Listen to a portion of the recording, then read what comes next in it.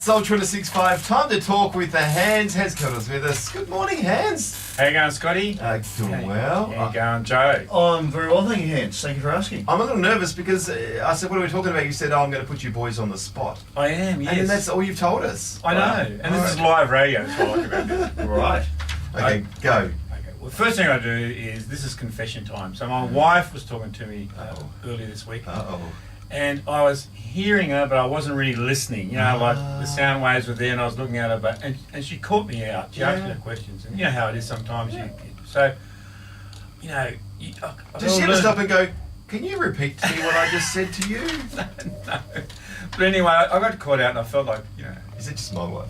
The problem is my wife doesn't do that because I can repeat to her word for word what she said. I mightn't have processed anything she just said, but generally I can retain the words. That's what our kids do. I'm like, you didn't hear everything I said. They get, yes I did. And then they blur it out like word for word. I'm like, yeah, good on you. Anyway, what I need to do is I need to focus and really be attentive and have a sense that, you know, we're trying to connect here. It's not just about information, which is very important. But the other thing that happens sometimes is that we will hear words and the words will be a trigger. And then our mind sort of goes away somewhere. So I thought, what I'd do this morning, I'd experiment with you two. I've done this with a room of 10 people. And what I do is I'll say a word, and you've got to tell me the first word that comes in your mind. That's dangerous. Are we talking a joke in here? That's really dangerous. You'll probably come up with a number. Is the word pass acceptable? No. No comment? Okay, you ready for these words? I think so. Okay, here's the first word. First thing that comes in your mind, okay? Okay. Okay. Dentist. Ouch. That was an onomatopoeic word. I'm not sure how you spell it. Okay, here's another one.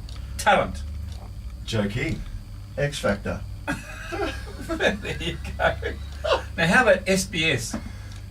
Foreign. Rude.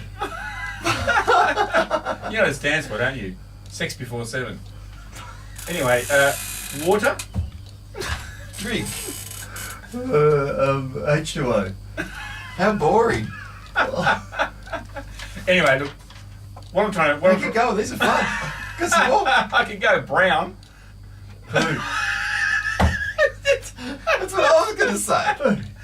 People always say that on brown. Really? Yeah. Wow. I've done this with groups of people, and brown somehow reminds them of... Poo.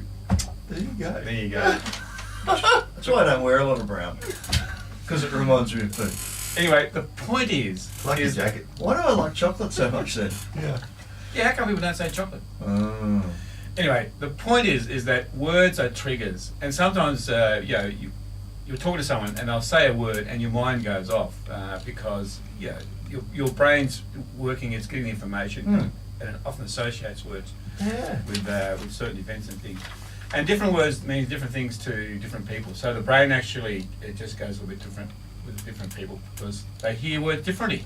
Often depends on their experience with that word or how they've used that word. Fascinating. So you need to be aware of how those words can trigger you. Yep. And then address that. How do you address that? Oh, well, you just got to get back onto listening to what the person's saying, I guess, if they're talking to you. But also, if you're talking to them, don't necessarily think that they're going to hear what you're saying exactly as you mean it. As the way you intend for it to be said. Yeah, because I interpret the words maybe a little bit differently. All right, so here's just taking a little bit of a tack. Sometimes in married life, my wife will say something, I take it completely the wrong way, and then she'll say, but I didn't mean for it to be that way. But I'm pretty sure she did. Oh, right. Do you just take them at face value and say, okay, well, that's what you meant, I'm sorry I took it the wrong way?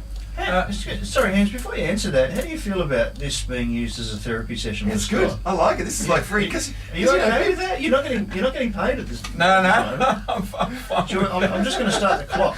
Can I call my wife? Can we get her in this conversation? Okay. Hey, next Friday morning. Can she come in? Can we have like an on-air counselling session? Marriage therapy. Good. It's free, right? It is, definitely. All right. Next Friday. Anyway, we could do that, Scott. What I'm saying, sometimes it's hard to stay focused on a conversation because while you're listening, your brain is going, and you'll actually find sometimes that your words will trigger a person. They'll actually cut in and start talking about the things that they've done or that they've associated with that word. And so they actually are not listening to you. They actually thinking about the next conversation they're going to have with you, or how they're going to answer you, or they're thinking about how can I now cut in and say what I want to say. Yeah. And so the best way to listen is, particularly if you're with your wife and you want to have her have a sense of connection, you're really interested, is try and keep your mind focused just on what she's saying, rather than letting your mind go all over the place. And you'll find that if you do that, you'll connect with her in a meaningful way, which is what I needed to do the other night, and I got caught out.